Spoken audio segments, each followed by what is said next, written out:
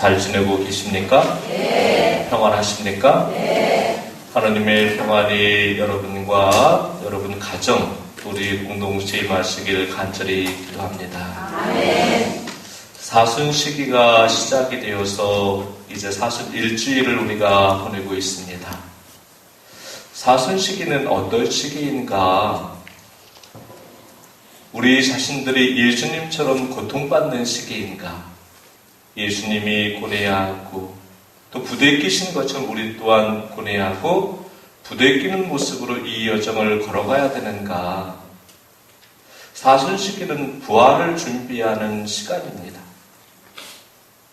예수님께서 이 십자가의 고난과 죽음을 이겨내시고 부활하셔서 우리에게 영원한 생명, 구원의 문을 열어주신 것처럼 우리 자신들이 이 사순의 여정을 통해서 내 자신뿐만 아니라 하나님께서 나에게 보내주신 많은 사람들을 구원과 생명의 문으로 이끌고 갈 수 있어야 됩니다.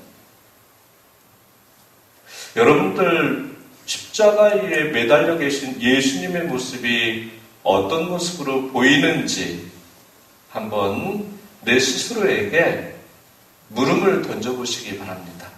십자가에 매달려 계신 예수님의 모습이 어떻게 보이는가? 모든 분들이 똑같이 바라보지 않으실 거라고 저는 생각을 합니다. 고통받는 예수님인가? 물론 고통받고 계시지요. 내 자신을 십자가에 매달아서 못을 박는다고 생각을 해보십시오. 못 박힌 채로 죽음을 맞이했다고 생각을 해보시기 바랍니다. 얼마나 고통스럽겠습니까? 인간적인 그런 눈으로 바라볼 때, 육적인 눈으로 바라볼 때 고통받고 있는 예수님을 바라보게 됩니다.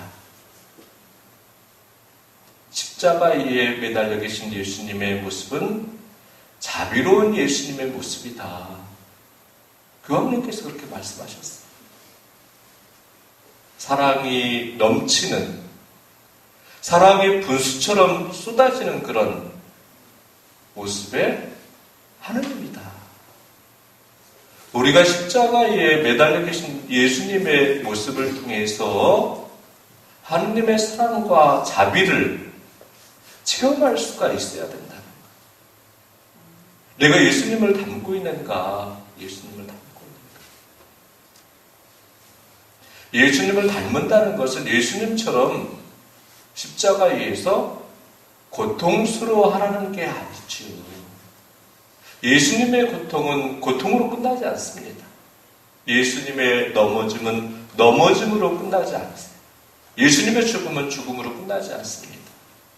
예수님이 내 고통을 가져가심으로써 우리 자신들을 고통에서 해방시켜 주셨다는 것. 내 아픔을 가져가심으로써 우리의 아픔을 끝내셨다는 것. 예수님께서 내 넘어짐, 내 좌절과 절망을 가져가심으로써 우리에게 희망을 열어주셨다는 거예요. 내 죽음을 가져가심으로써 우리에게 생명을 주셨다는 거예요.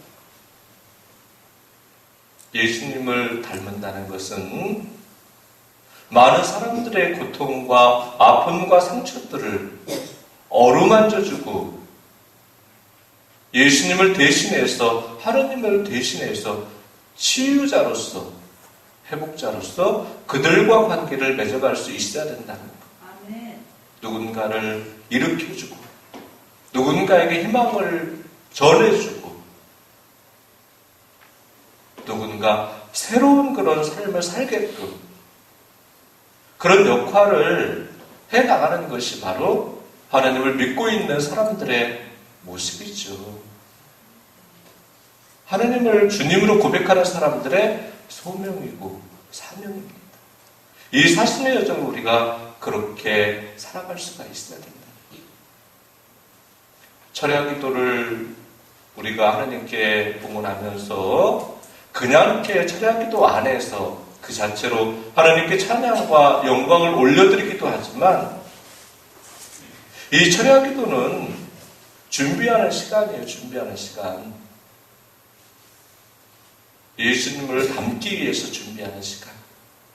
하느님께 파견된 파견자로서 가정과 공동체에서 하느님의 모습으로 존재해 나가기 위한 그런 준비의 시간이라는 준비의 시간. 더 많이 사랑하고 더 많이 감사하고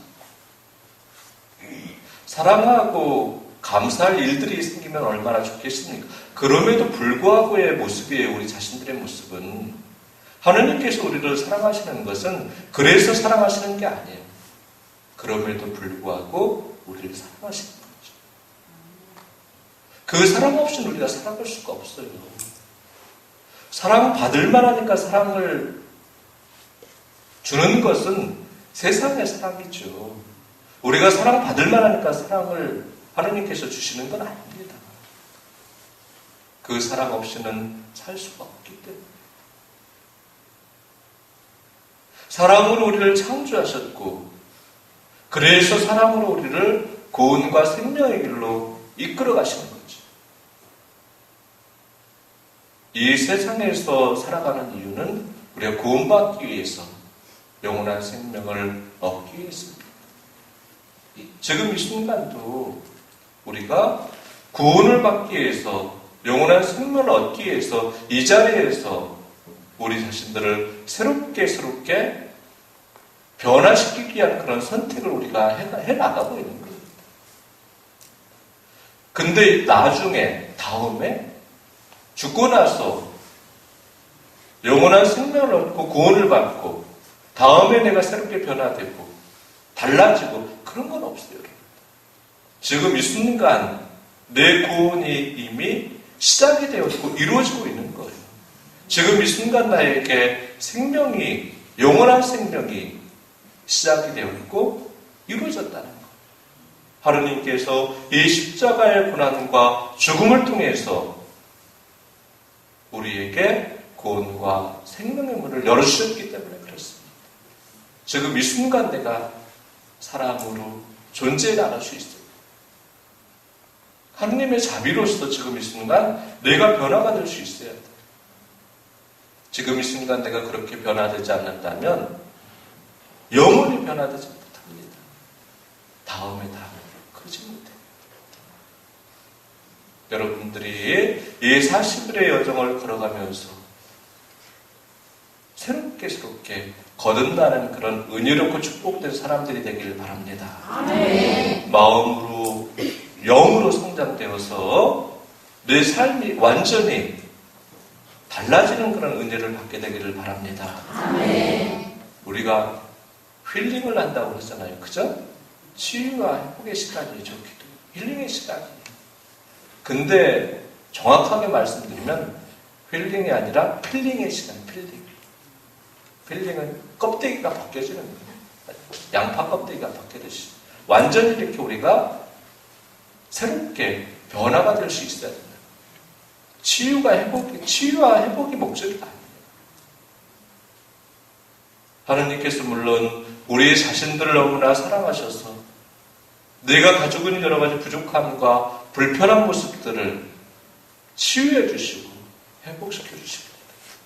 그렇지만 치유와 회복에 그쳐서는 안 된다는 거예요. 그건 나만을 위한 그런 시간이에요. 필링이 될 때, 완전히 내가 거듭날 때 하느님께서 나를 그런 거듭난 모습을 통해서 당신의 사랑의 도구로서, 구원의 도구로서, 자비의 도구로서 존귀하게 사용을 하십니다. 여러분들이 그런 은혜롭고 축복된 정말 이렇게 모습으로 거듭나서 또 기도회가 끝나고 파견되어져서 한 주간 그렇게 사랑과 자비의 여정을 예수님과 함께 동행해 나가시기 바랍니다. 아멘.